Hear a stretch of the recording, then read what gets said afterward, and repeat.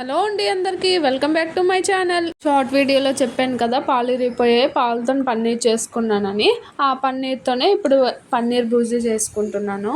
Paneer Buzi curry process చాలా easy. ముందుగా ఆనియన్స్ని, చిల్లీని, టమాటోని కట్ చేసుకొని సైడ్ పెట్టుకున్నాను. ఆయిల్ హీట్ అయ్యాక ఆనియన్స్, చిల్లీ వేసుకొని బాగా ఫ్రై చేసుకున్నాను. మీడియం ఫ్లేమ్లో పెట్టుకొని అందులోనే జింజర్ గార్లిక్ పేస్ట్ కూడా వేసుకున్నాను. పచ్చివాసన పోయినంత వరకు ఫ్రై చేసుకున్నాను. అవన్నీ ఒక సైడ్కి చేసి అందులోనే 1 టేబుల్ స్పూన్ శనగపిండి కూడా వేసుకున్నాను. అది కొద్దిగా లైట్గా ఫ్రై చేసుకున్నాను, రోస్ట్గా కాకుండా. ఇప్పుడు మొత్తం అన్నిటినీ కలిపేశాను. అందులోనే కొద్దిగా పసుపు, కొద్దిగా సాల్ట్ కూడా వేసుకున్నాను.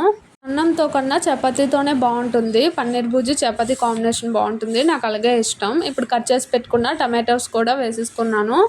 పన్నీర్ కర్రీ అయినా పన్నీర్ బూజీ అయినా అసలు పన్నీర్తో ఏ కర్రీ చేసుకున్నా కూడా చపాతీతోనే ఇష్టం, నాకు బాగుంటుంది. టమాటో వేసుకొని మూత పెట్టేసుకున్నాం కదా. టమాటోలు అయితే బాగా మగ్గిపోయాయి. ఇంకా అందులోనే కొద్దిగా చిల్లీ పౌడర్, ధనియా పౌడర్, జీరా పౌడర్, చికెన్ మసాలా వేసుకొని బాగా కలిపేసుకున్నాను. ఒక 5 మినిట్స్ మూత పెట్టుకొని ఉంచుకుంటాను. వెంటనే వాటర్ అయితే వేసేసుకోను, పచ్చిగా అనిపిస్తుంది. కొద్దిగా ఆయిల్లో ఫ్రై అయినట్టుంటే బాగుంటుంది కదా, అందుకనేసి వాటర్ కొద్దిగా ఎక్కువ వేసేసాను. నాకు అనిపించింది కొద్దిగా తగ్గించుంటే సరిపోతుండే.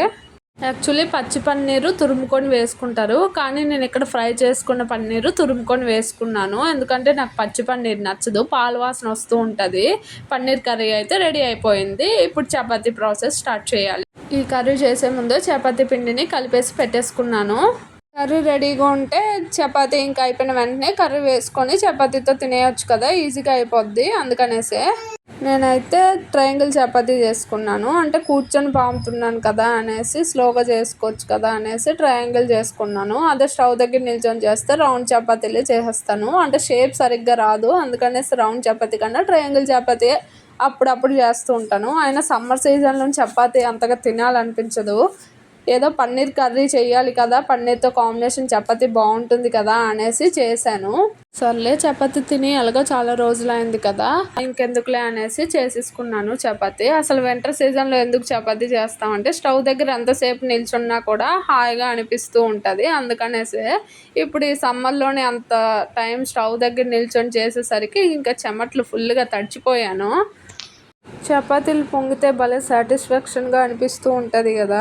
చపాతీ చేసిన దాంట్లో దోశ చేయము, దోశ చేసిన దాంట్లో చపాతీ చేయము కదా, సపరేట్గా పెట్టుకుంటూ ఉంటాం కదా. అంటే చపాతీ చేసిన దాంట్లో దోశ చేస్తే దోశ సరిగ్గా రాదు అనేసి అంటారు, కానీ నాకు పెట్టుకోవడానికి అంత ప్లేస్ లేదు. అందుకనేసి నేను రెండు ఒక దాని మీదే చేసేస్తూ ఉంటాను.